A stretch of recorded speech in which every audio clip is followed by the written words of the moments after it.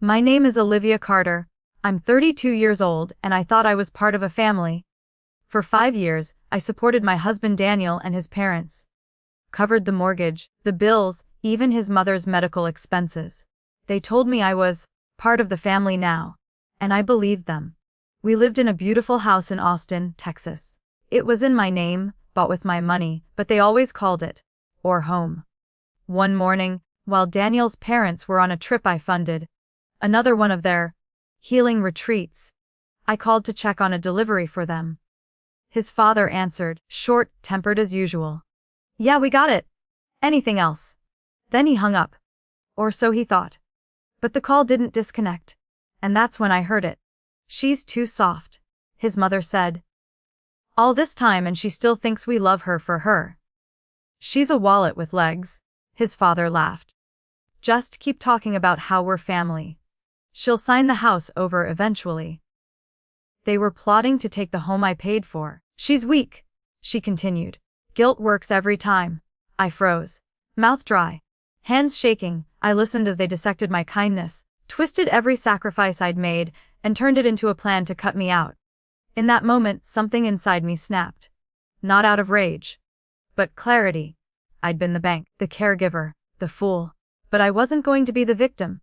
Not anymore. If you've ever poured your heart, and your money, into people who only saw you as a means to an end, this story is for you. Comment below if you've ever been used in the name of family. Like, subscribe, because the girl they thought was soft just made a plan. When I married Daniel Carter, I thought I was marrying a partner. What I got was a dependent. He had dreams, sure. Dreams of writing a book, of opening a music studio. But he had no job, no savings, and no plan. Meanwhile, I had a thriving career in tech sales, a solid 401k, and the ambition to build something real. I bought the house. I paid the bills. And slowly, I inherited something I never expected. A second set of parents. Daniel's mother, Linda, moved in temporarily. After a knee surgery. His father, Frank, followed soon after when he couldn't handle the commute anymore. Before I knew it, I was living with a family of 3 that wasn't mine. And every financial obligation was silently transferred to me. They never asked. But they never offered either. Linda would say things like, "We're all one family now. No need to split hairs about money."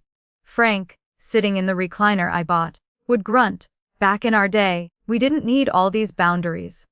Boundaries. That word didn't exist in their vocabulary. The house I paid for became the family home. My office was turned into Linda's craft room. My carefully designed kitchen was slowly overtaken with their gadgets, their dishes, their rules. Daniel called me too particular when I asked for privacy.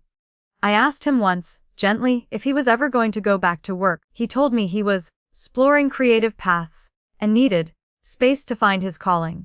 Meanwhile, I worked 60 hours a week. I became the backbone of a household where I had no voice. Every time I pushed back, I was guilt-tripped. "You're being selfish," Linda would say. "We're family. Family means sacrifice, sacrifice. I'd sacrificed peace, space, money, my sense of self. And for what? To be loved, to belong." There were moments I questioned myself. Maybe I was too harsh. Maybe I expected too much. But those doubts never lasted long. Because every time I needed support, they disappeared. And every time they needed something, they assumed I'd provide it. Unspoken obligations. Emotional blackmail. And a silent contract I never signed. I told myself this was just a phase. That it would get better. That eventually Daniel would step up, or his parents would move out. But deep down I knew. This wasn't a rough patch. This was the deal. And I was the only one paying the price. If you've ever been in a relationship where you carry all the weight, and still get blamed for not smiling enough, stick around, because what came next changed everything. Holidays used to be my favorite time of year. Twinkling lights, home, cooked meals, family gathered around the table. But in the Carter household, holidays became something else entirely, invoices with tinsel. Every Thanksgiving, I paid for the turkey, the decorations, the wine, and every single dish that landed on that table. Linda would compliment the setup as if she had anything to do with it. "This is just beautiful, Olivia. You really know how to host." Meanwhile, she hadn't lifted a finger or paid a cent. Christmas. Don't get me started. Gifts were bought with my credit card. Daniel, unemployed and apparently unbothered, would say, let's just use the joint account. Our joint account.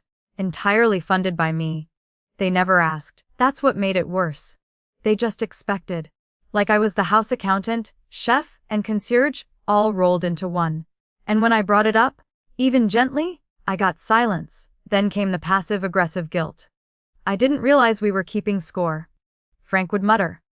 Daniel, he'd call me, uptight, said I was making everything about money. The irony burned. But here's the thing.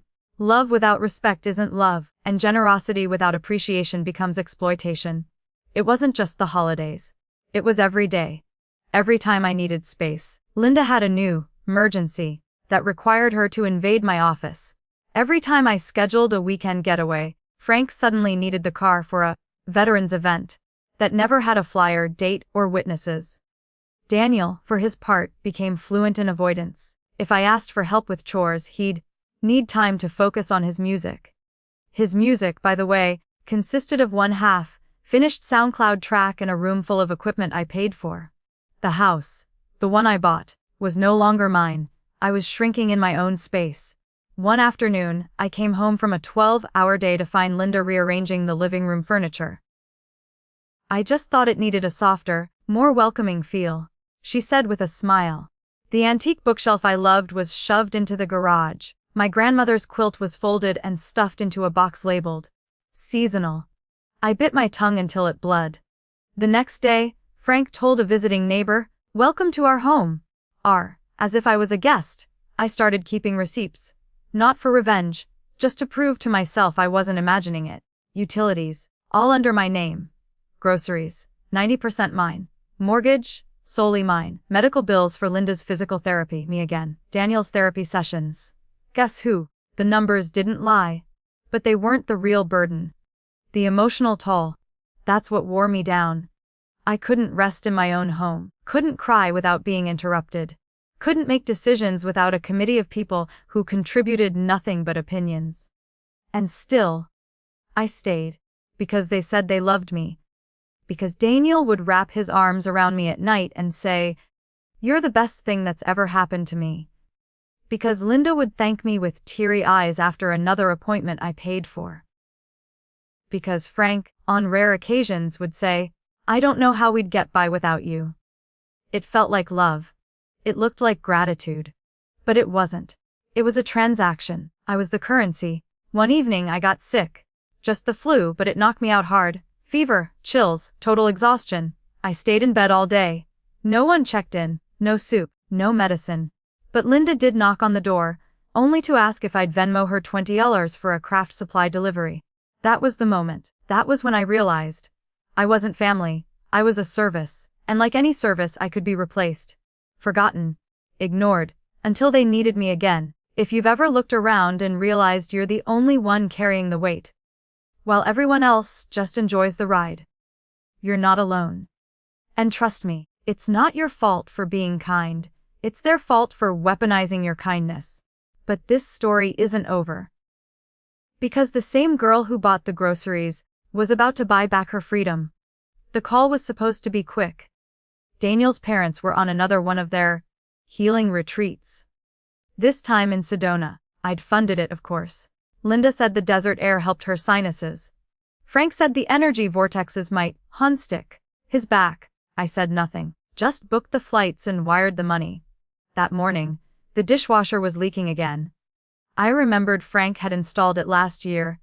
His one act of contribution. So I called to ask where he stored the warranty info.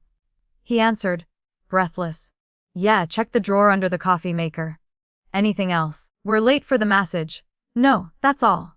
"Thanks," I said. Click. Except, he didn't hang up. I pulled the phone away from my ear, confused. The call was still connected. I hesitated, and then I heard her. "Linda." "Who was that?" "Olivia," Frank said, his voice dismissive. "Something about the dishwasher. Always something with her." I should have hung up. But I didn't. What followed will stay with me for the rest of my life. "Honestly," Linda said, "she's getting tiresome. I'm starting to think it's time we pushed for the house." Exactly, Frank replied. She thinks because it's in her name, it's hers. Please. She'd hand it over if we said the right words. She's like a puppy. Just wants to be praised. Frank chuckled. Would just keep talking about family legacy and making her feel bad about keeping it all for herself. Then, the words that broke me. She's a burden. She always was. Linda added. Even Daniel's tired of her. He told me he's just waiting until things stabilize so he can leave. Leave. I stopped breathing. Olivia's not a partner, Frank said. She's an ATM with a guilt complex. They laughed. Laughed. Like it was a joke. I stood in my kitchen, phone pressed to my ear, heart crumbling. Then it got worse. Once we get the house, Linda said, we'll use the equity to pay off Daniel's credit cards. Maybe even flip it. The Austin market is hot. She won't fight it, Frank said confidently. She wants to be wanted too badly. My stomach turned. I wanted to scream, to throw something. But I couldn't move. I couldn't even cry. I was frozen. Trapped in the exact nightmare I had built with my own hands and bank account. Just keep playing the long game. Frank continued. Guilt. Obligation. That's our leverage. They were orchestrating a heist. Not of money, of me. They knew every button to push, every wound to poke, every emotional trap I hadn't even realized was still open. I think we can get her to sign the deed over by spring, Linda said, as casually as if she were discussing brunch. That was it. I ended the call. My hands were shaking so violently I nearly dropped the phone. I walked upstairs to the bedroom, sat on the edge of the bed, stared at the wall. For 2 hours. No tears, just a white, hot hum in my ears. They were never going to love me. Not really. Not unconditionally. I was an asset, a stepping stone, and now a liability to be managed. When Daniel called later that evening, I didn't answer. I stared at the screen until it went dark. Then I played the voicemail. Hey babe, we're having such a great time, just thinking of you. You're amazing. I love you. Scripted. Empty. Practiced. I sat there and played it again.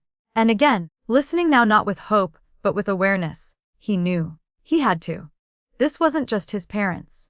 This was all of them. They had been doing this together, feeding off of me, keeping me just emotionally invested enough to stay while draining me dry. I felt foolish. Used. But mostly, I felt done. Done making excuses. Done hoping things would change. Done believing love required sacrifice without reciprocation. That night I pulled out my laptop. I opened a new document titled, Exit Plan. Because I was done being their ATM. And I was done being their fool. If you've ever realized someone you love sees you only for what you provide, you're not alone. You're not weak. You're just finally awake.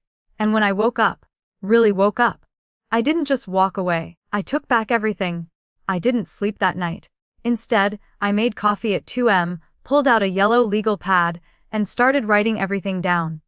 Step by step, no emotion, just facts. I was done reacting. Now I was strategizing. First, legal clarity. The house was solely in my name, title, mortgage, insurance. I'd paid every bill. There was no lease, no formal agreement with Frank or Linda.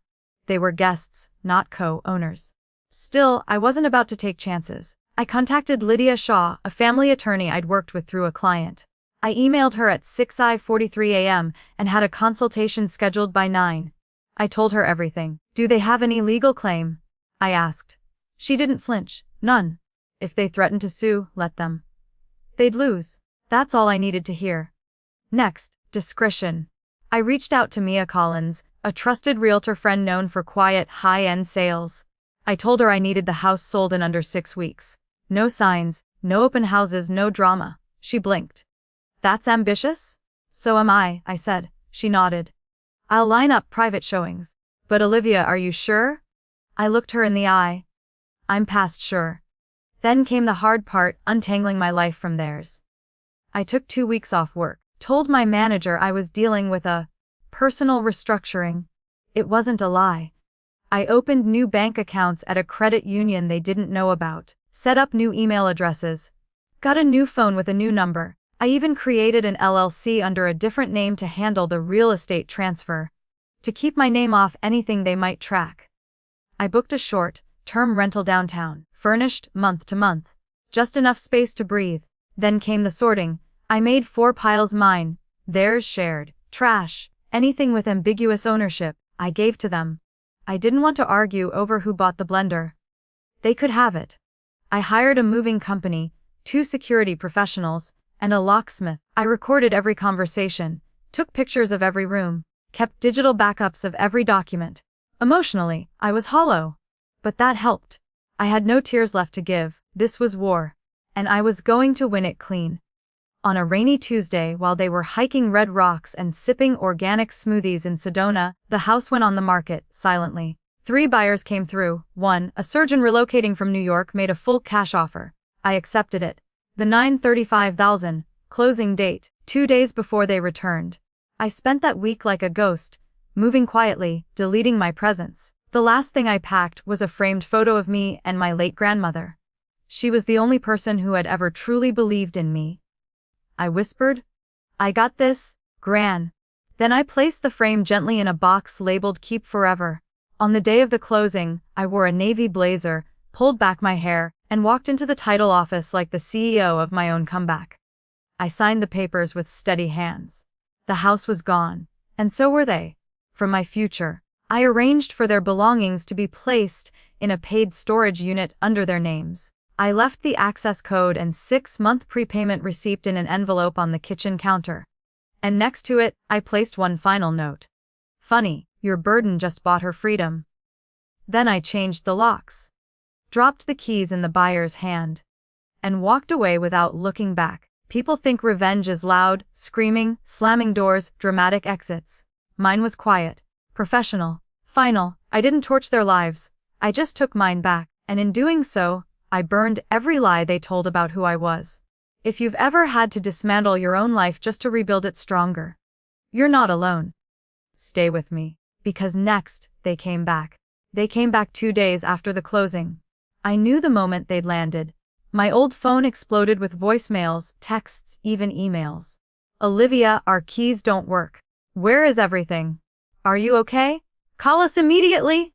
And finally, "You had no right." I didn't respond. I forwarded the messages to Lydia, my attorney. She replied, "All legal. Let them bark." But I knew they wouldn't stop. Sure enough, 3 days later, they showed up at my office, storming past reception, demanding to see me. My boss, thankfully, escorted them out. I wasn't there. I'd already anticipated the circus. Then came the message from Daniel. "We need to talk. Coffee shop on Maple Street. Tomorrow at 9. Be there, or it's war." He had some nerve, sending ultimatums, but I went. I wore black slacks, a clean blazer, and a cold resolve. I walked into the Elm Street Cafe at 9:15 sharp. Just enough to make a statement. They were already seated in the corner booth. Daniel, Linda, and Frank. All 3 looked tired, but not from grief. From being caught off guard. Daniel stood, arms crossed. "You've got some explaining to do." I sat down calmly. "No, I don't." Linda leaned forward. "Sweetheart." "Don't call me that," I said. Frank's jaw clenched. "You blindsided us." I placed my phone on the table, screen recording already active. "This is for documentation. Just so we're clear, you recorded us." Linda gasped. "Let's talk about what I heard," I said. "The conversation from Sedona. The one where I was a wallet with legs. A burden. Ring any bells?" They said nothing. I continued. "Let's talk about the manipulation. The plan to get me to hand over the house. Daniel waiting until things stabilized so he could leave. That was your word, wasn't it?" Daniel looked away. "I gave you shelter. I paid your bills. I included you in everything. And you sat there plotting." Frank finally spoke. "You misunderstood." I hit play. Their voices filled the quiet space. "She's a burden. She'll cave if we guilt her. She's just waiting for praise." When the audio ended, no one said a word. "You recorded us," Daniel snapped. "You forgot to hang up?" I said. "But I'm glad you did." Linda dabbed her eyes with a napkin. "That wasn't the whole conversation." "It was enough." "I can't believe you'd sell the house like that," Frank said. "We lived there." "No, you squatted there. Rent-free. Boundaries-free." Daniel's voice dropped to a hiss. "You blindsided your own family. That house was ours too." "No, it wasn't," I said. And the fact that you believed it was says everything. I leaned back. You used me, all of you. Is this about money? Linda pleaded. We'll pay rent now. We'll make it right. I laughed. Cold, sharp. No, Linda. This is about respect, which you never gave. Daniel slammed his palm on the table. You think you're better than us. I think I finally see you clearly, I said. You'll regret this. Frank warned. You'll end up alone. I'd rather be alone than used. The room was quiet. People were listening. I stood. Your things are in a storage unit. Paid 6 months in advance. You have time to make new plans. Don't contact me again unless it's through legal channels. Linda reached out. Please, Olivia. I pulled away. I hope one day you understand the difference between love and control, I said. Because I finally do. I walked out, the bell above the cafe door jingling like a period on a final sentence. Outside, I exhaled. The autumn air hit my face like freedom. That confrontation had been brewing for years. Decades of emotional IOUs and invisible expectations. All finally burned to the ground in a 20-minute breakfast. And I triumphant. Not even angry. Just done. I went home to my new apartment, lit a candle, sat on the floor, and cried. Not from grief, from relief. The nightmare was over. But the healing was just beginning. If you've ever stood up to someone who taught you that love must be earned, this part of the story is for you. Because walking away from manipulation isn't cruelty, it's self-respect. The silence that followed the confrontation was deafening and beautiful.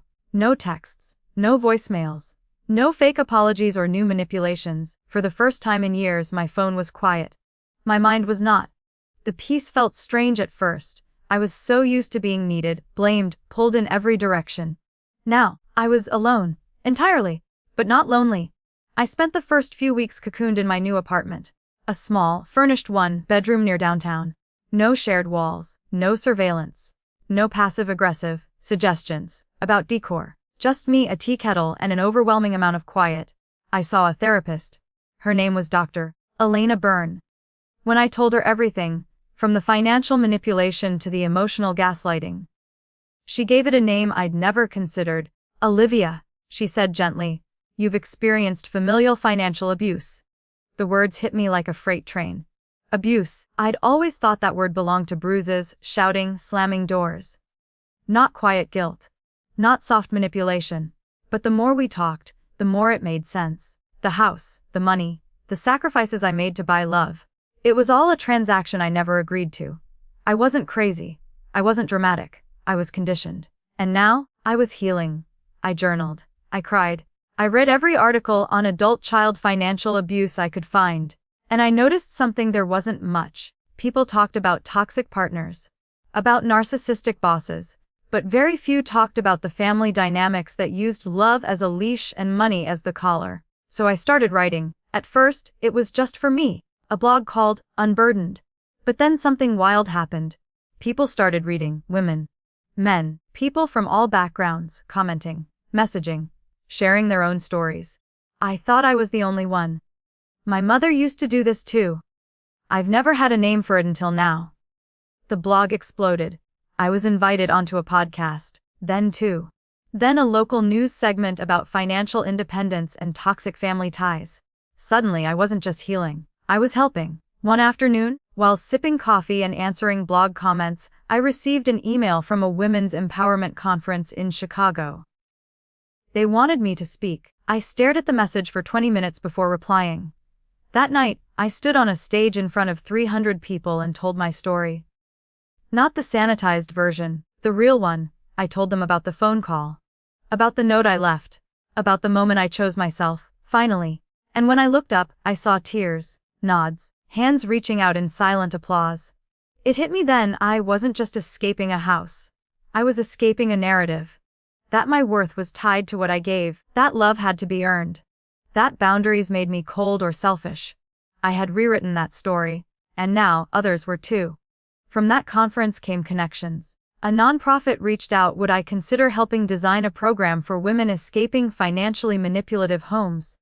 I said yes. Another email came from a college I once dreamed of attending, inviting me to lead a workshop on financial autonomy for young women. I said yes again. Every yes was a brick. And slowly I was building a new home, not made of walls or furniture, but of purpose. Meanwhile, Daniel and his parents faded into the background. Last I heard, they were living in a rented apartment outside the city, trying to sue for emotional damages. Lydia handled it. The case was dismissed before it even made it to court. They had no claim, no proof, no power. My job flourished. I was promoted to regional account manager. My team grew. At work, I was no longer the quiet one.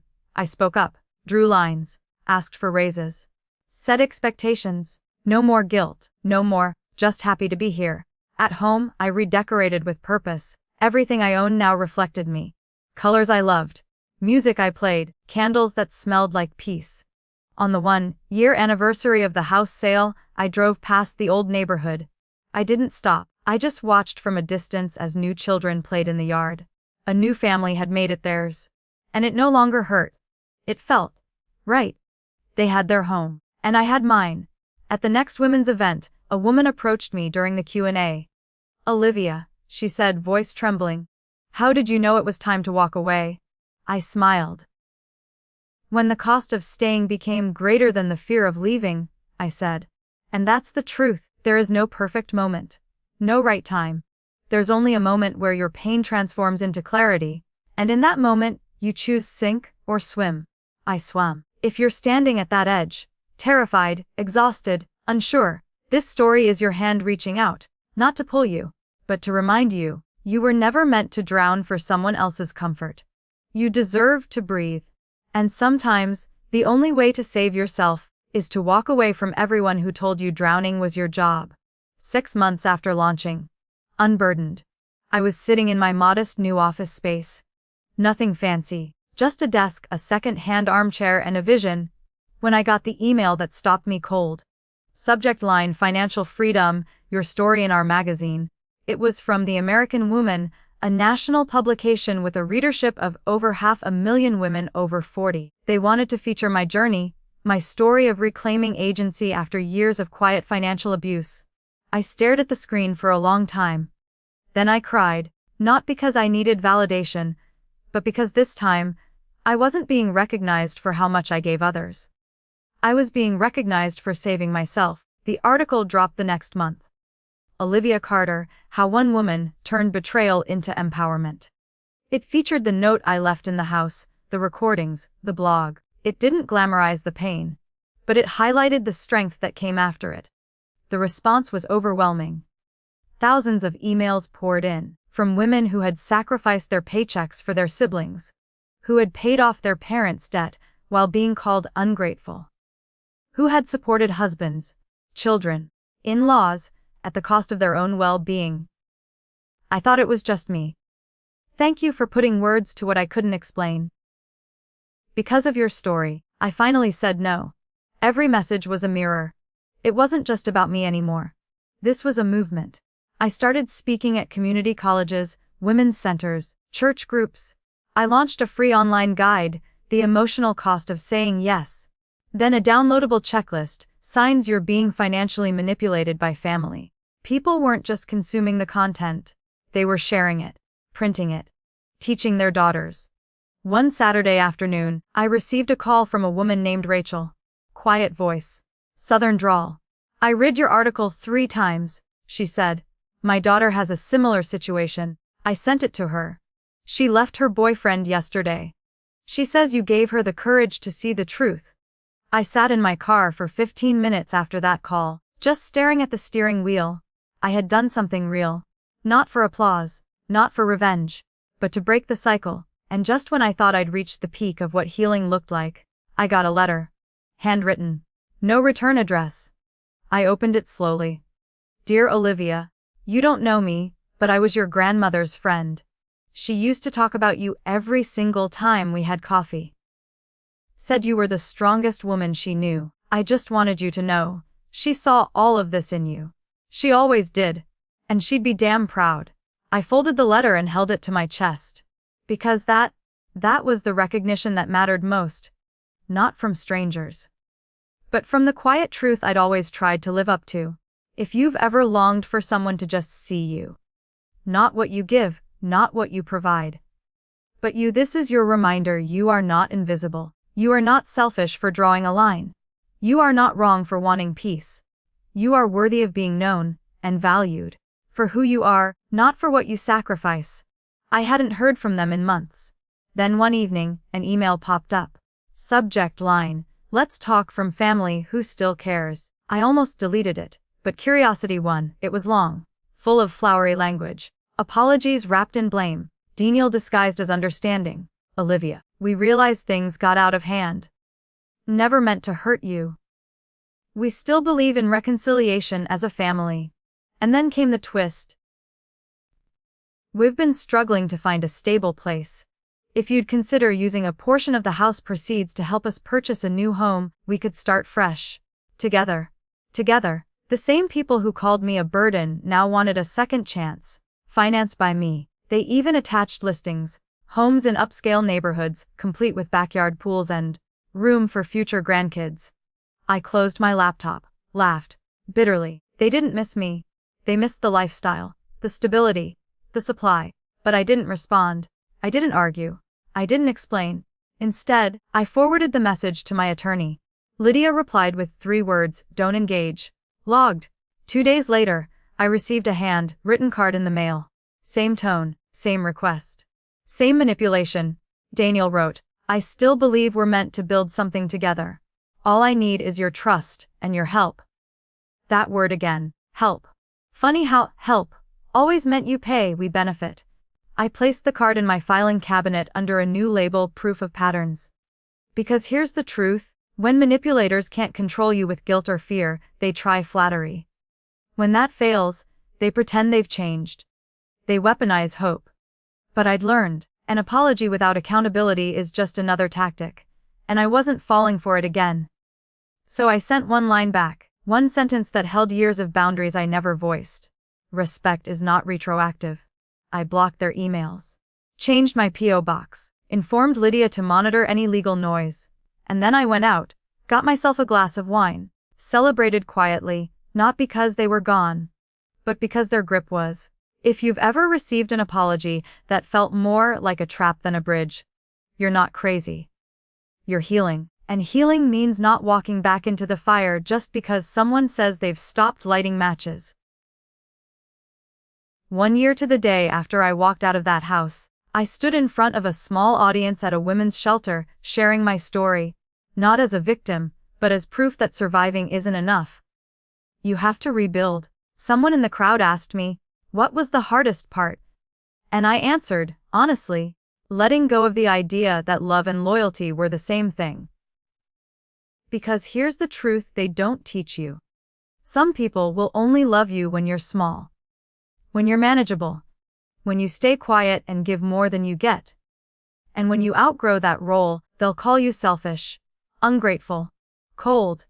But you're none of those things. You're free. My journey didn't end when I sold the house. It began there. That house was never just wood and nails. It was the symbol of everything I gave up to be accepted. And everything I took back when I said no more. I've since bought a smaller place of my own, paid for entirely by me. Furnished in pieces. Nothing fancy. But when I walk through the door each night, it smells like peace. I still hear from women every week. Some whispering their truth for the first time. Others roaring after years of silence. All of them carrying one message. Your story made me realize I wasn't alone. So if you're watching this, and you feel like your kindness has become your cage, listen closely. You are not selfish for choosing yourself.